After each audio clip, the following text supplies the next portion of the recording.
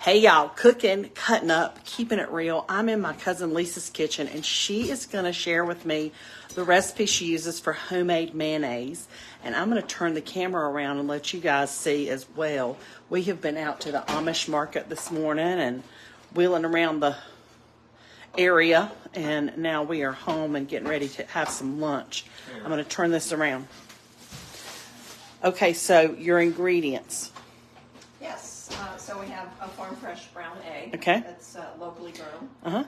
Locally raised. What do you call free range? Okay. So I've cracked an egg in a jar. Okay. And then I'm going to add a cup of avocado oil. You don't want an oil that's really strong, like a really strong olive oil. Doesn't taste as well. Avocado oil works best. Yes. And let's see, we get a tablespoon of Dijon mustard. Okay. Hey Teresa, Lisa has such a lovely kitchen area. This orchid blooming in her window. It's beautiful here. A tablespoon of white wine vinegar. Okay.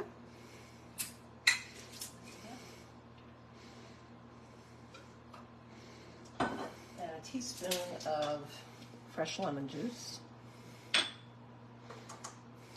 A teaspoon of kosher salt.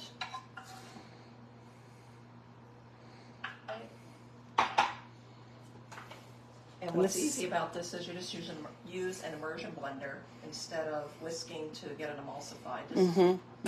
It's just easy. So you just go up and down with it.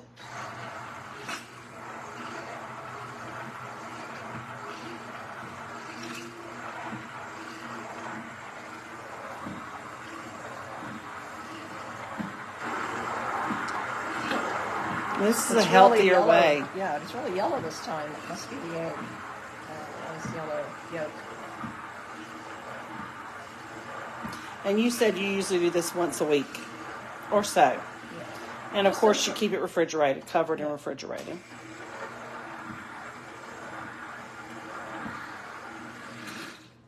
And this is going on our Momo sandwiches, which is what, Lisa? Yeah. So there it is. It's what her grandmother used to make for them. Awesome. How's it taste? Delicious. Okay. Homemade mayonnaise with Lisa. Thanks, Lisa, for sharing. You're welcome.